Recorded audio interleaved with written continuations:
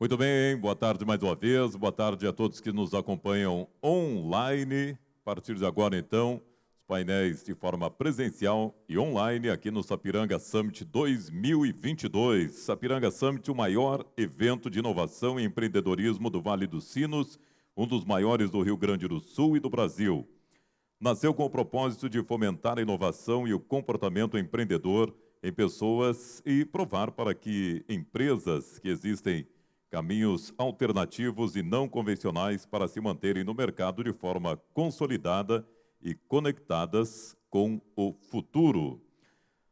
Contamos aqui com a realização do Sapiranga Summit da Prefeitura de Sapiranga, o Inova Sapiranga, F2 Conexões Mais Inovação e Sebrae X. Patrocínio da Pipe, Sicredi Caminho das Águas, Calçados Beira Rio, Informatize Centro Educacional e Amigo Internet.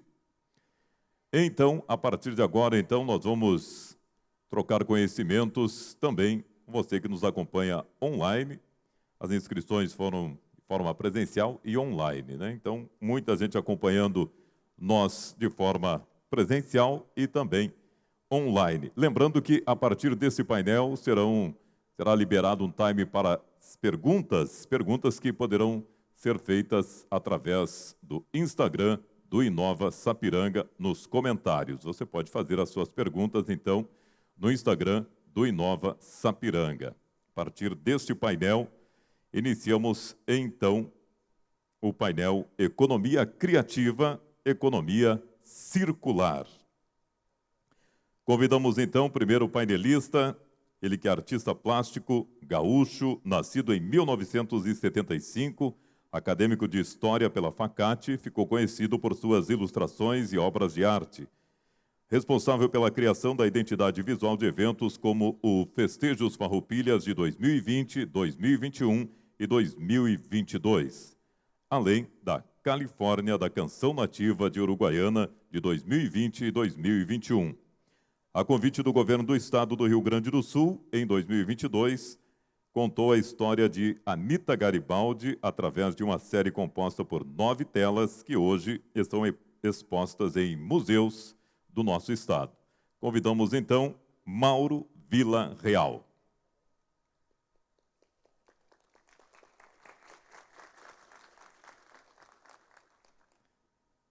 Próximo painelista será ele que é Head of Innovation na Meu Resíduo, profissional sintonizado com a inovação e tecnologia, experiência nas áreas de gestão comercial e de processos de negócio, atendimento a clientes, gestão de operações, gestão de pessoas, modelagem de negócios, gestão da inovação e empreendedorismo. Fernando José Stank.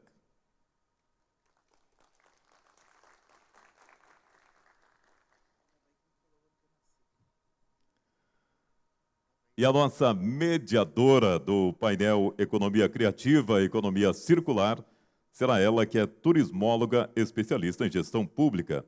Atualmente está nomeada como turismóloga de carreira na Prefeitura de Sapiranga, vice-coordenadora regional do Vale Germânico e é também proprietária da empresa LS Soluções em Turismo.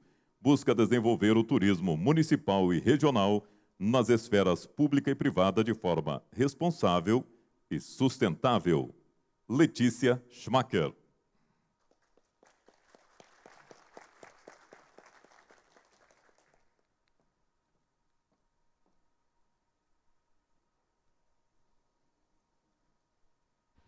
Boa tarde a todos. Sejam bem-vindos, Mauro e Fernando, para uma conversa aqui, reunindo assuntos tão importantes como a economia circular e a economia criativa. Vamos conhecer um pouquinho de cada uma, dos seus pontos de vista, e depois a gente tenta pensar em formas da gente conectar as duas. Começamos pelo Fernando, por uma apresentação do Fernando? Pode ser. Pessoal, se conseguir, para mim, eu não sei se tem passador de slides e a apresentação.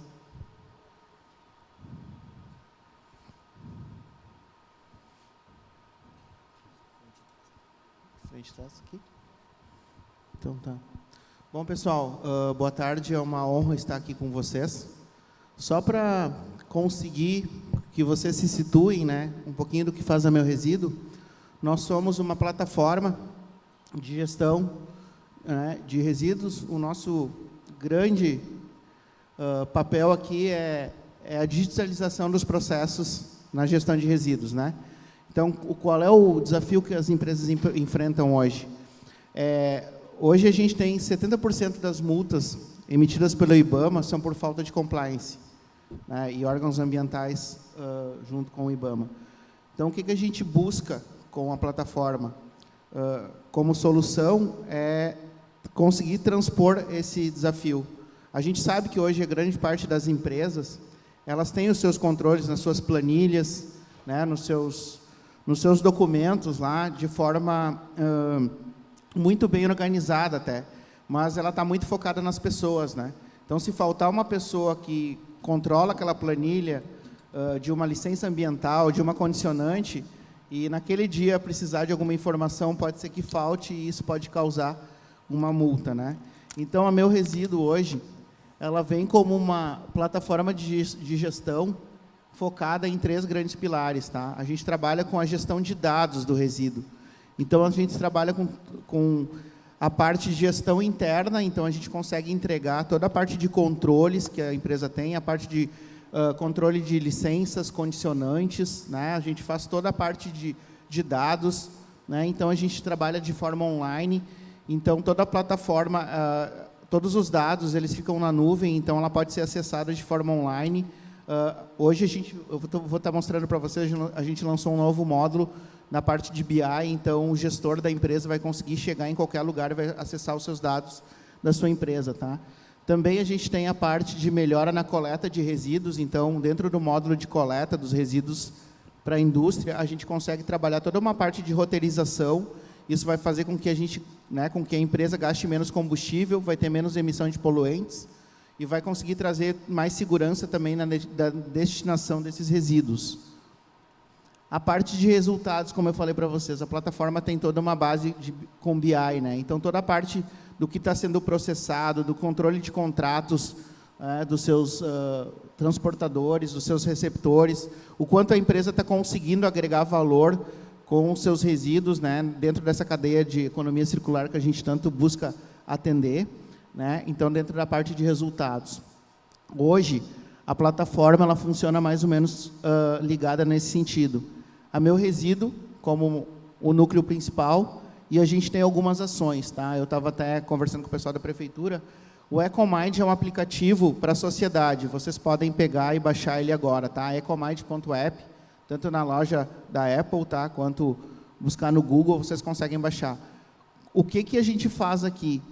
São cadastrados ecopontos para que as pessoas, nas suas casas, consigam descartar de forma correta lâmpadas, pneus, eletrodomésticos, até restos de obras. Então, assim, a gente já está conversando com a prefeitura para ir cadastrando os ecopontos aqui, para quando... Isso acontece muito, né? Hoje a gente tem... meu falecido pai dizia assim que eles eram da era do conserto, né? Estragava uma geladeira, dava um jeito de tentar consertar e coisa assim. A nossa geração, e principalmente a geração que vem, é da troca, né? Estragou, troca. É mais rápido, né? Até pelo custo. Então, o que se faz com um telefone que estragou, né? Uma geladeira que queimou, um televisor que não está funcionando? Então, o EcoMind vem para resolver essa parte. Então, vocês baixem aí. O que não está cadastrado, ainda a gente vai estar buscando cadastrar. Eu dei uma olhada rapidamente, que nem Novo Hamburgo já tem 9 pontos de coleta, que vocês podem lá levar os seus resíduos, tá? Mas acredito que em poucas semanas aí a gente já está conversando com a prefeitura, já vamos cadastrar aqui, porque isso é uma forma também da gente conseguir dar conta desses resíduos gerados, tá? Dentro disso, a gente tem também a parte do MyRequest. O MyRequest é um projeto que ele nasceu ano passado, né, de forma mais forte, junto com o Senai e com a FINEP. Então, a gente buscou projetos de inovação, de subvenção para inovação. Então, ele é um IoT, que ele vai ficar na indústria ou na parte de saúde, hospitais e clínicas, em que com um toque, um botão, vai ser chamado o pessoal da coleta que vai fazer o processo de coleta na indústria na hora certa. Isso para diminuir a questão de empilhadeiras dentro da indústria, transitando para lá e para cá para tirar material de forma desnecessária e causar acidentes. Nos hospitais, o projeto que a gente tem junto com a FINEP para principalmente durante a pandemia, né, para as pessoas não circularem em áreas contaminadas e para que esse resíduo que foi contaminado seja retirado de forma correta. Né? Hoje, para vocês terem uma ideia, num hospital como, vamos pegar um hospital maior aqui da região de Porto Alegre, no hospital de clínicas, deve ficar umas 6, 7 pessoas o dia inteiro de andar e andar para tirar resíduo, né? Indo lá nas salas, que chamam de expurgo, né, para ver se tem resíduo ou não. Com esse sistema aqui, o pessoal só vai lá quando ele é chamado. O pessoal vai lá botar o lixo contaminado, vai apertar o botãozinho, a pessoa vai na hora lá tirar, né, e já vai dar esse dado de coleta para transformar isso em dado para a gestão saber quanto está sendo gerado, quais as áreas críticas. Né? Então, é um projeto que a gente fez durante a pandemia e agora está nascendo junto com o Senai também. Né? Então, se chama MyRequest. É um projeto que também vai extrapolar a área de resíduos, a gente sabe, porque já tem empresas nos contatando para fazer serviços comuns, né? Como, tem que fazer uma limpeza de uma área, numa área de eventos, né? Eu tenho que fazer uma limpeza aqui na praça de alimentação, faz um chamado, então a gente está indo para essa área. A parte de BI, que eu falei para vocês, né, que é uma visão 360, com todas as métricas, né, num só lugar, em tempo real. Então, ele vai dar para a empresa quanto está sendo gerado de determinado resíduo, como está sendo feita a coleta, se tem um contrato de ganho, né, que às vezes, vamos dizer, uma empresa ela trabalha com alumínio e essas aparas de alumínio elas têm um alto valor hoje, esse resíduo, né, para ser reciclado. Então, a empresa vai conseguir saber quanto ela está ganhando com esse resíduo que vira um novo produto, subproduto para ela, mas também comercializado. A gente tem integração, então, com toda a parte de IMA, SIGOR, né, todos os principais órgãos ambientais do país. Hoje a gente atua em 20 estados já, né, e a gente já tem alguns ERPs que já estão interligados, como Sucateiro, né, a parte de ClickDesign, então toda a parte de contratos, né, e uma área nova que está em desenvolvimento, que é a parte de saneamento. A gente agora, esse ano, em 2022, também conseguiu um edital de inovação junto ao Sebrae e Senai, né? Então, o que tem Sebrae, a gente acaba se metendo, a gente brinca, né? A gente está participando de tudo, porque é uma forma também de a gente conseguir subsídio para a inovação. São editais bem interessantes para a indústria, tá? Tem um terceiro ciclo rolando, tem uma grana bem legal para quem quer inovar na sua indústria aí também. Então, essa é uma área de saneamento em que a gente vai fazer um device, né, um IoT, que a gente chama, Internet das Coisas, um dispositivo para ficar nas estações de tratamento das indústrias para captar os dados que vai direto para a área de BI. Então, a empresa vai saber a questão de vazão, de pH, né? Então, todos os dados que a parte ambiental tem que captar vai ser feito por um device com alguns sensores, tá? Aqui são alguns clientes que a gente já trabalha, tá? Então, a Unilever, JTI, Universal Leaf, a CMTCL, as fábricas em Manaus. Hoje, o complexo turístico do Pondinho do Pão de Açúcar, a gente faz toda a gestão da parte de ESG, né? A Movida, a Manserve, tá? A Cir Company é um caso que a gente tem junto ao Banco Itaú. Então, a gente gerencia toda a parte de resíduos das agências, porque o Itaú tem os seus índices de sustentabilidade que tem que ser enviados ao Jones, né? Porque eles têm os seus índices lá na Bolsa. Então, a gente consegue transformar tudo isso em dados para passar os índices de sustentabilidade do Itaú. Então, hoje a gente gerencia toda essa parte via Cir Company. Tá? Hoje a gente tem uma taxa de retenção de 97,56% dos nossos clientes. A gente passa hoje, está chegando a 150 clientes. E a gente também tem o orgulho de dizer que a gente tem 100% de compliance em nossos clientes. Então, ninguém que está usando o meu resíduo teve algum problema com autuações de órgãos ambientais. Hoje a gente está em 20 estados brasileiros, tem clientes no Panamá, no México, Angola e no Chile. Tá? Foi o último mercado aberto no Chile agora. Essa é a nossa equipe, o Fábio e o Alisson são os nossos fundadores, né? A Aline, nossa engenheira ambiental, e tem mais, ao total são 18 membros. O que a gente quer entregar ainda 2022, 2023, a parte de dashboards, então, ali os BIs a gente já tem, controle de efluentes está em andamento, a parte de BI também. O que a gente vai fazer agora é um painel para encontrar fornecedores, né, e empresas. Então, eu tenho uma indústria que gera um determinado resíduo, para quem eu posso fazer, quem pode fazer o transporte para mim e quem pode receber esse resíduo, né, fazer tipo um marketplace, mas a ideia ali é só as pessoas se encontrarem. E a parte de 2023 é todos os IoTs para a parte de coleta, indicadores do efeito estufa também, a gente começa agora no próximo ano, né? E o dispositivo IoT para a parte de ETS. Né? Esse é o mapa da meu resíduo. Aqui algumas conquistas, tá, principalmente do ano de 2021. Então, a gente foi agraciado com o projeto da FINEP. Tá? Aqui a gente conseguiu R$1 milhão para desenvolvimento do IoT. Capital Empreendedor, a gente é negócio de destaque em 2021. O Edital Gaúcho, a gente conseguiu, o ano passado, ser o primeiro lugar na parte de projetos.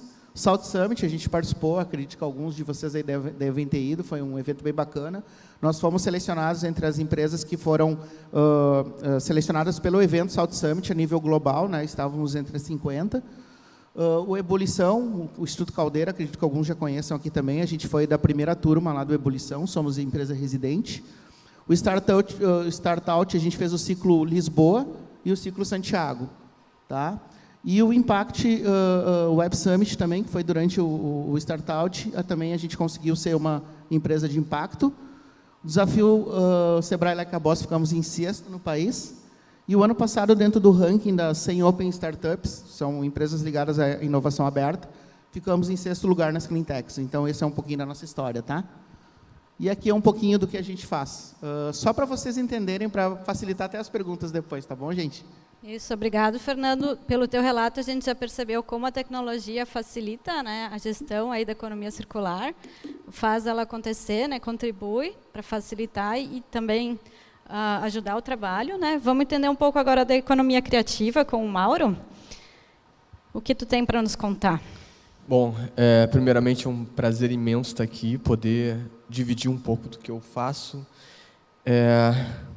como um representante da cidade, saber que o que eu produzo, o que eu crio aqui num cantinho da cidade acaba tendo uma relevância, acaba tendo um alcance tão grande. É sempre um grande prazer. Eu sou basicamente a história daquele moleque, daquele menino que entendia, que curtia, que vivia em função de arte e que em um dado momento da vida se deu conta de que a arte ela é um imenso mercado e, por sinal, um mercado muito pouco explorado. A gente não se dá conta que tudo que a gente produz envolve, por exemplo, o desenho, o resíduo, ele não demanda desenho, né?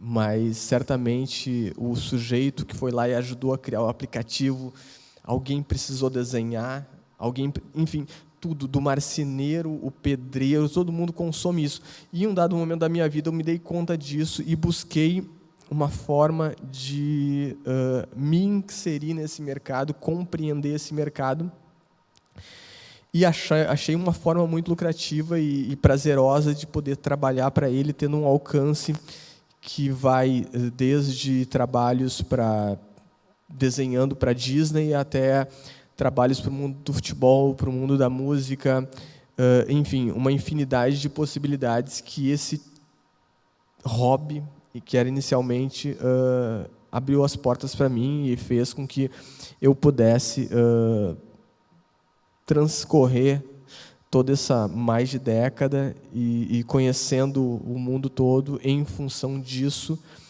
E eu acho que esse é um mercado muito gostoso de estar inserido e que deve ser muito explorado e que a gente tem grandes talentos até.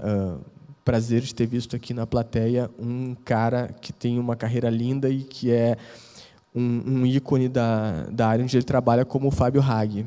Então, é muito bacana poder estar aqui e poder dividir isso com vocês.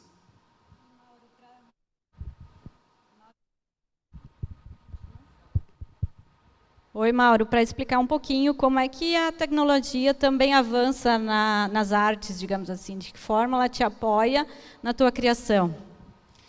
A tecnologia, ela não só é uma ferramenta extremamente importante, como ela foi um facilitador imenso.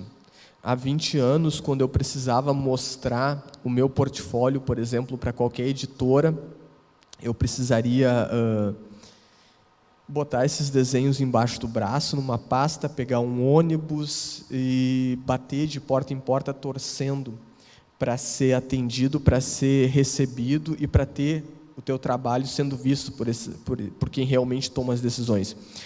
Hoje eu simplesmente produzo, eu produzo muito, muito mesmo sob demanda, mas também nos meus horários vagos, eu sou aquele cara que trabalha exclusivamente com arte, e nos horários vagos eu faço a mesma coisa, só que por prazer. Então, nesses momentos, o lançamento desse portfólio, ele é muito facilitado, porque tu joga isso, tu produz, tu lança e tu vê isso ter um alcance que jamais seria viável sem a tecnologia. Hoje, um trabalho que eu faço aqui, quando menos espero, tem nomes como, sei lá, Bill Murray, me mandando mensagem, comentando sobre o meu trabalho, falando a respeito. Essa semana ainda, eu publiquei um trabalho autoral, que não era num intervalo que eu fiz ali, e, cara, tive uma conversa longa com Evandro Mesquita, um dos ícones da música brasileira, sobre aquele trabalho, o que já me viabilizou outras possibilidades de trabalho em função daquele trabalho despretensioso.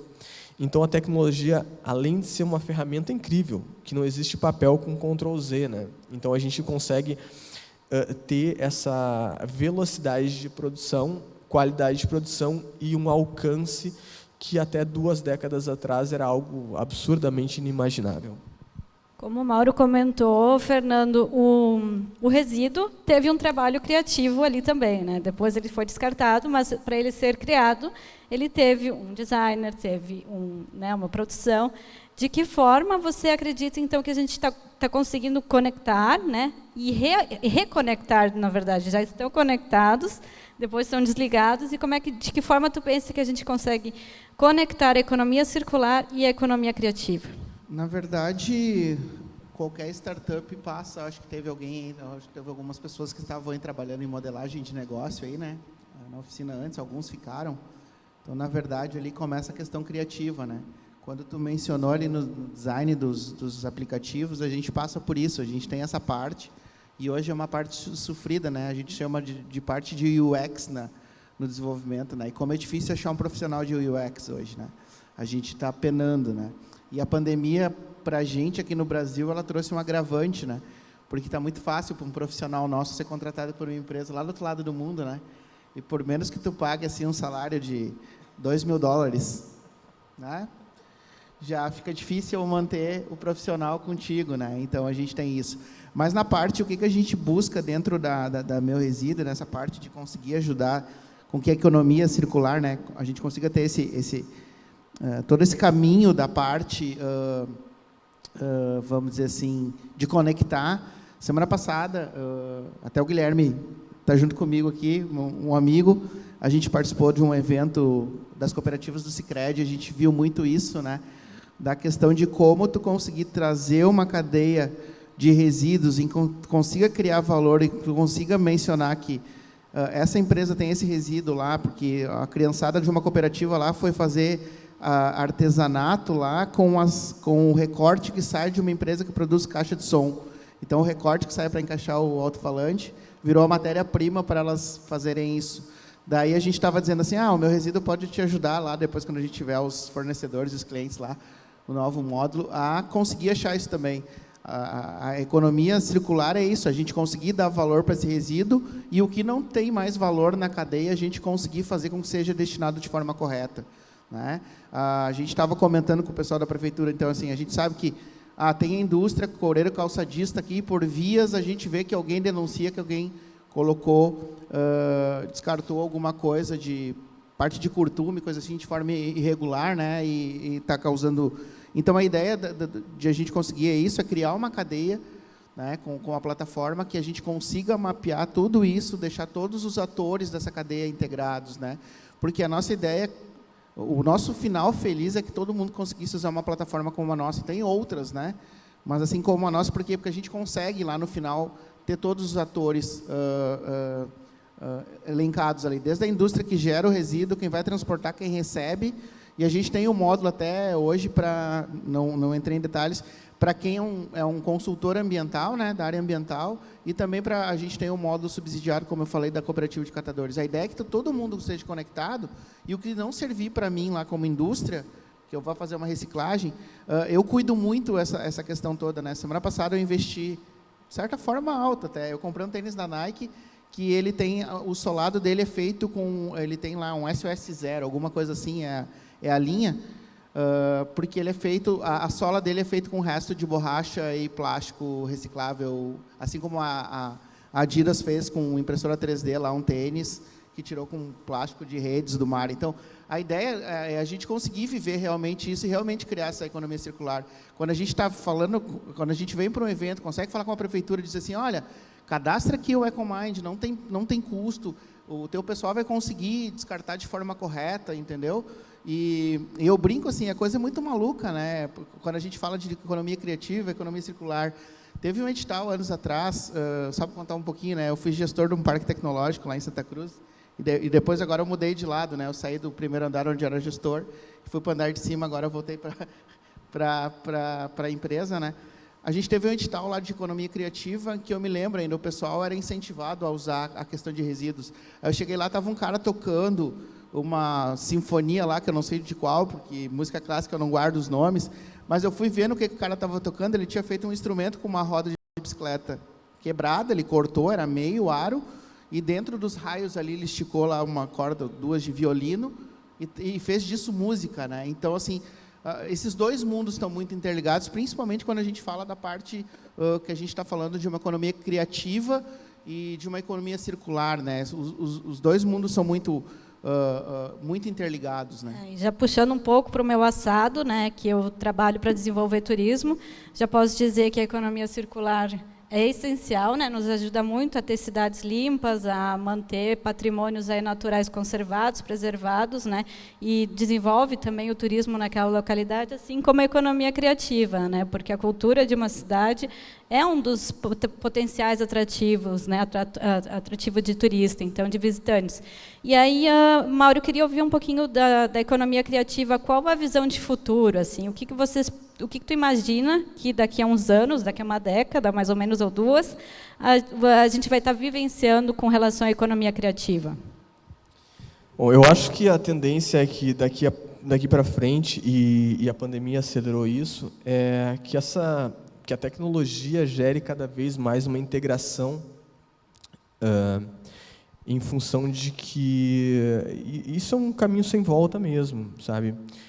Eu confesso que às vezes eu fico um pouco mais nostálgico e precisando um pouco mais de presença, de contato humano, que foi uma das questões que a gente andou perdendo e estamos tendo uma segunda chance, mas essa nostalgia ela não é viável, eu acho que ela é tão válida quanto a gente querer a volta do mimeógrafo.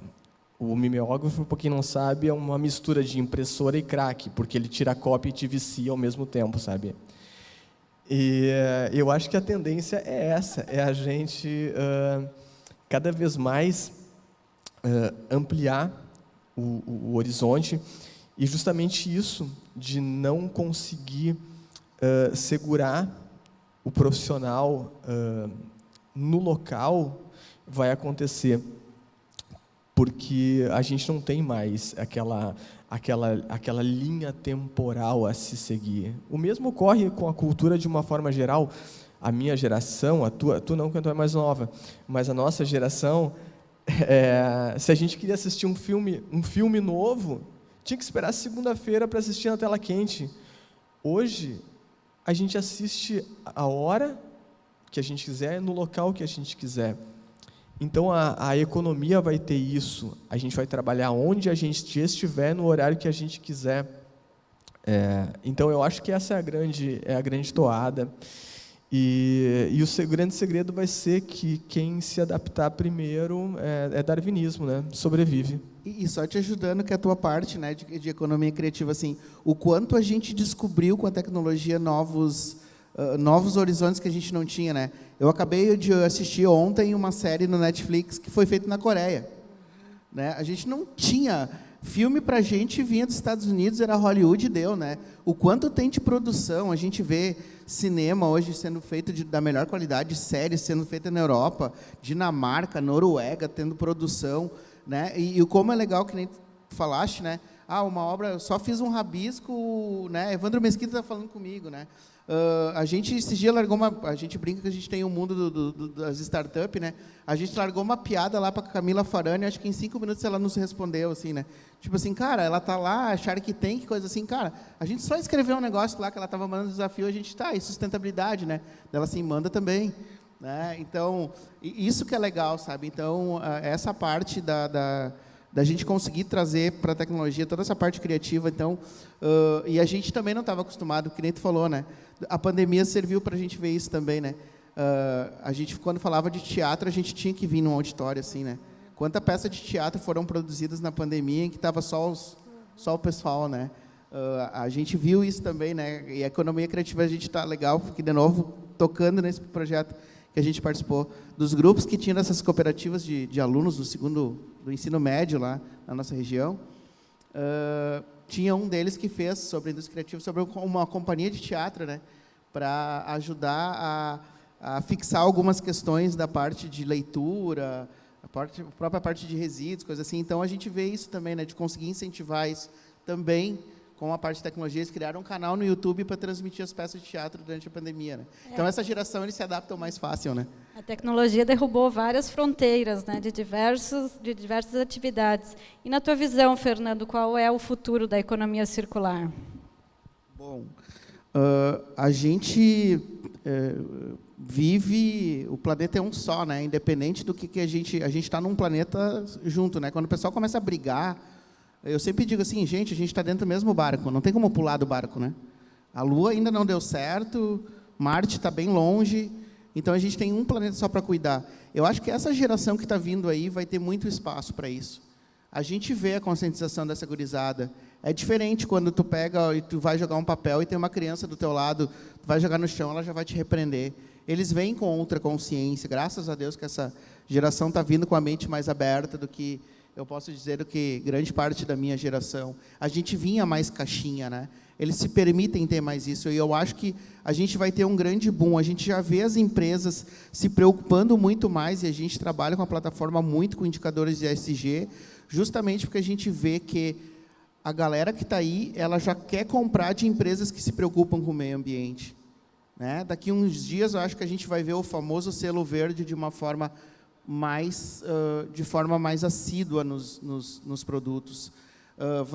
Não vai ser uma obrigação, eu tenho que fazer, não, eu estou preocupado, realmente eu estou preocupado com o mundo, eu tenho que achar a cadeia certa, eu tenho tecnologia para isso, né? Não tenho por que eu não fazer, né? A gente resolve problema para um cliente hoje que ele, imagina, ele tem lá um problema de ter, no estado todo, com todas as unidades, ele tem 10 mil condicionantes para cuidar por mês, na área de ambiental, porque a fábrica 1 tem esses problemas, que usa esses matéria-prima, que gera esse resíduo, que tem não sei o quê, que vai para esse transportador tem essas licenças. Então, a gente, com a tecnologia, a gente sabe que vai conseguir ajudar ele. E realmente vai se tornar circular, porque hoje, se vocês, agora não está ali o slide, a gente, com a Movestock, a gente é um parceiro que ele está criando isso, a startup. A gente está sendo aliado para construir uma plataforma para que ele também, o que não serve para uma empresa, que era uma matéria-prima que talvez lá, uma grande empresa né, de transformação lá, que trabalha com carretas, sobrou um volume lá de uma espécie de perfil de aço que ela não usa mais, porque mudou a linha de produtos dela e sobrou, joga nessa plataforma, vai ter uma metalúrgica pequena lá, de repente até um artista, né, um artista plástico que trabalha com aço, coisa assim, que vai conseguir comprar e vai transformar isso e não vai ficar parado lá. Então, a ideia de tecnologia é isso. Eu acredito muito que a gente vai conseguir avançar muito pela consciência das pessoas perceberem que a gente não está dentro do mesmo barco, mas dentro do mesmo planeta, e a gente vai ter que cuidar de algum jeito, né? Então, eu acho que a gente tem um caminho longo aí de conscientização e de uso da tecnologia para fazer isso. Trocar esse chip é um processo, mas é necessário, né? parte pela reciclagem, mas também o consumo consciente, né, das pessoas consumirem realmente aquilo que vão usufruir, né, e para promover também uma menor produção desses bens, que aí acabam usando matérias-primas, e é um processo, né. E, na opinião da economia criativa, Mauro, de que forma ela pode vir para diminuir as desigualdades que a gente vê na sociedade? Bom, a gente começa pelo fato de que ela não tem aquela discriminação. A gente trabalha muito em cima da qualidade do material produzido. Poxa, incrível se tu tiver mestrado, doutorado e tal, mas não vai adiantar nada se, mesmo tendo isso tudo, o produto final não tiver a qualidade. Então, isso é um grande nivelador. Caramba, eu me criei aqui na cidade, eu moro no subúrbio e jamais imaginei que eu participaria de 2 exposições em Paris, que eu teria um quadro, por exemplo, dentro do Museu do Barcelona, ou um quadro na parede da família Obama. Então, isso é um grande nivelador. A gente consegue ter um alcance por conta do resultado final do trabalho e não por conta de toda aquela questão financeira que nem sempre as famílias têm. Então, eu acho que essa é a grande sacada da economia criativa. A criatividade, no final, é o que perdura, é o que vence. Mas devem ser pensadas políticas para incentivar a economia criativa, sempre, né? E sempre, profissionalizar também é importante, né? Sempre. Porque... Mas eu vejo que tá ocorrendo um movimento do sistema público como um todo, nesse sentido, de perceber que não é mais apenas naquela produção fabril que vai se persistir. Antigamente se tinha uma monocultura, aqui na cidade, por exemplo, na região. Hoje está ocorrendo uma diversificação e com uma ênfase muito grande nisso. O turismo, há 30 anos, era algo absolutamente inexplorado. Hoje é um fator-chave para o Estado. Então, eu acho que essas políticas têm ocorrido nesse sentido, de viabilizar a produção individual, de viabilizar essa busca por uma diversificação econômica. Exatamente. Esse é o canal-chave, né, das cidades, aí dos estados, para se diferenciarem, é a diversificação econômica, né? Do momento que tu fica refém de somente uma atividade, tu fica meio perdido, né? A gente está se encaminhando para o final aqui. Eu gostaria de saber se a gente tem perguntas. Não? Por hora não? Vamos seguir aqui, então, conversando. Onde? É aqueles... Tem uma lá.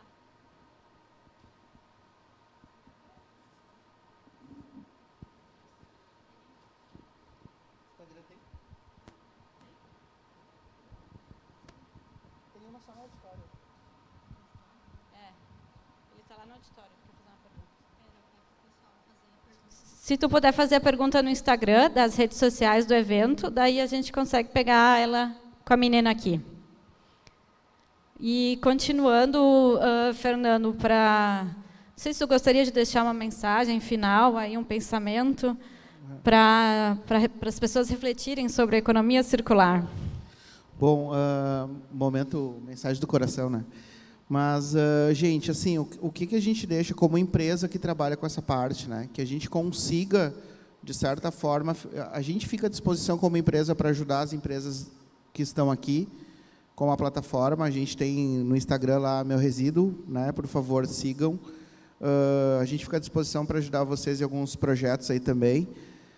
A gente tem algumas frentes, como eu já falei para a Letícia aqui, para a questão, né, de algumas ações que a gente faz com os municípios, também ficamos à disposição, e que a gente consiga ter, né, essa preocupação dentro da economia circular, de ter essa questão de consumo consciente, de conseguir descartar de forma correta, né, às vezes dá mais trabalho eu separar as coisas né, dos meus resíduos em casa também.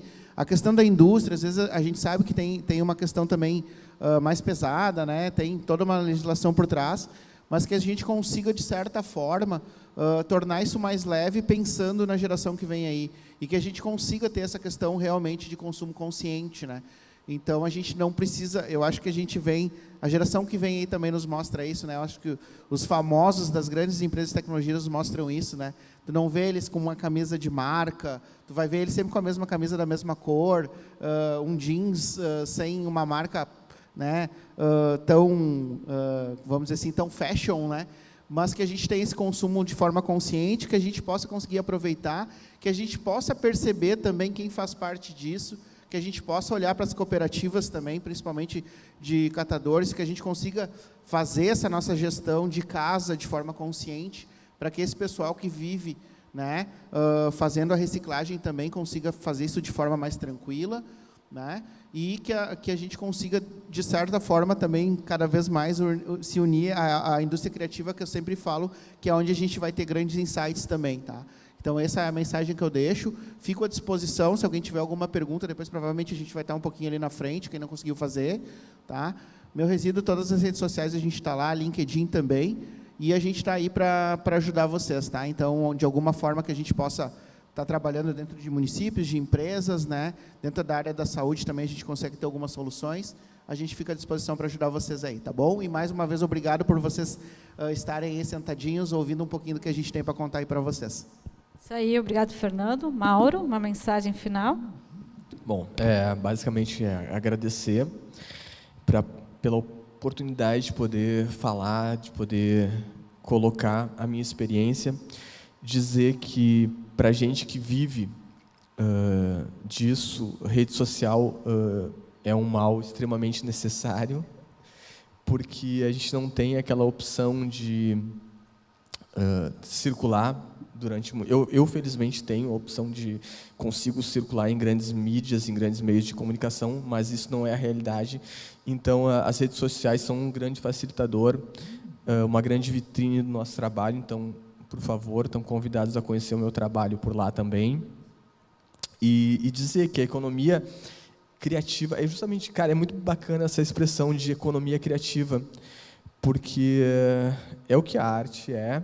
E, como eu disse, a gente tem grandes talentos que muitas vezes não são aproveitados, sabe? Ou são subaproveitados, e que a gente teria que valorizar isso mais, porque o país, ele depende muito dessa criatividade. Hoje, se a gente pensar nos grandes nomes que representaram o Brasil, 95% vão ser artistas ou esportistas. Quando a gente, com todo respeito às outras profissões, é óbvio, mas hoje em dia, quando a gente tem uma grande descoberta arqueológica, nunca é um livro caixa, nunca é um olerite de um talão de cheque.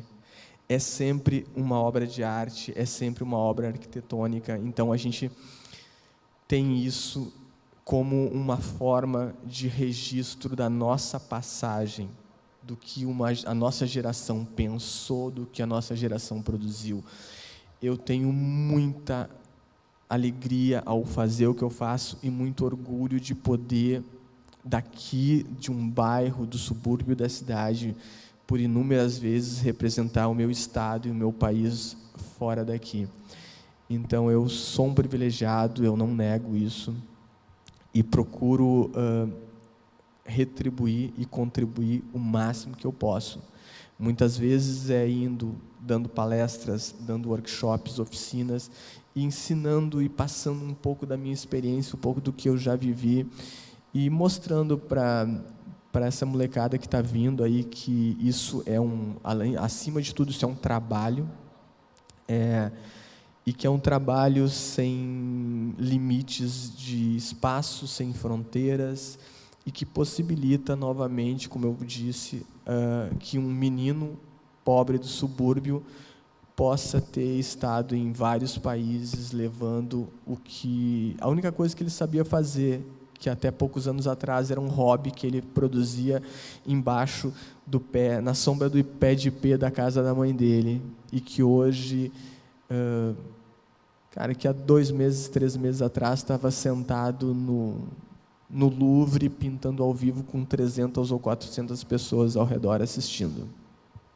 Então, também, obrigado. Realmente, a economia criativa ela está em tudo, né? Tudo precisou ser criado, pensado por alguém, né? Então, envolve áreas aí da arquitetura, design, moda, arte, escultura, né? É uma cadeia ampla de coisas, né? Que são criadas, que acabam virando resíduos, mas que, de alguma forma, a sociedade, né, deve pensar uma maneira de conectar novamente os resíduos para retornarem a ser arte de novo, né? Mas, nesse sentido, eu acho que a gente encaminha a nossa visão de futuro, digamos assim, é de que forma que a gente consegue promover esse reaproveitamento desses resíduos para fazer mais economia criativa, né? Então, desde já agradeço. E nós temos uma pergunta aqui. Isso aí, Letícia, nós temos uma pergunta da plateia do evento. Na visão dos painelistas, a partir de quando o preço dos produtos sustentáveis serão menores do que os produtos tradicionais? É uma boa pergunta. Aqui a gente vai para, minha opinião, tá? A gente vai para a questão da economia, macroeconomia, microeconomia, vamos lá para os conceitos, né? A gente tem demanda, né? Uma coisa é a questão de produção e demanda, né? A gente hoje ainda consegue, na parte de produtos sustentáveis, geralmente a gente tem muita coisa feita de forma artesanal. A gente não tem uma grande escala. Quando vira grande escala, geralmente a gente tem a questão de ter mais, não conseguir dar conta da matéria-prima, a gente pode ir para os orgânicos, a questão da borracha sustentável, se a gente for pegar, a gente tem uma empresa de borracha em Santa Cruz do Sul, tem todo um processo de sustentabilidade. Gente, vocês não sabem o custo que eles têm para trazer uma mochila, que a gente chama de borracha de seringueiro, que é tirado lá pelo pessoal, com extrativismo mesmo, sabe? O custo que se tem para chegar em Santa Cruz do Sul, uma mochila que a gente brinca, que é um fardo quadrado daquela borracha, 100% lá das seringueiras, né, que são feitas da forma que tem que ser feita, né, a extração lá na mata. Então, eu, no meu caso, eu penso que é sempre a questão de escala, né? Então, quando a gente tiver uns meios de produção que consigam ter essa preocupação de usar de forma consciente a matéria-prima, da gente conseguir ter matérias-primas também mais sustentáveis, isso ainda tem um alto custo de pesquisa, né? Hoje a gente tem vários derivados de plástico aí. Para vocês terem uma ideia, no meu tempo de universidade, tinha uma pesquisa lá de bioplástico, que são algumas bactérias lá do Taim, que foram tiradas lá de um laguinho, que eu brinco, né, de forma muito grotesca, aí, mas o vômito das bactérias produz um pequeno filme plástico, né, e pode ser transformado em bioplástico, mas só o custo que tem até um dia virar uma sacolinha altamente sustentável e biodegradável é enorme, né? Então, para mim, ainda é questão de escala, né? Então, quando a gente conseguir ter escala nesses produtos, nessa matéria-prima, empresas interessadas em produzir dessa forma também, né? Então, a gente vai conseguir ir reduzindo o preço também e cada vez usando mais a questão de ter realmente economia circular, né? Eu consigo reaproveitar todos os resíduos, né? Tenha menos desperdício. E a indústria também só vai ser provocada do momento que houver mais demanda, né? Então, e assim a roda vai. Então, tá bem, encaminhamos aqui para o final do nosso painel. Agradeço aí a atenção de todos, a presença do Fernando, do Mauro, que trouxeram algumas ideias para nós aqui hoje à tarde sobre economia circular, economia criativa. E agradeço a atenção de todos, que tenham aí uma boa continuidade do evento. Obrigada.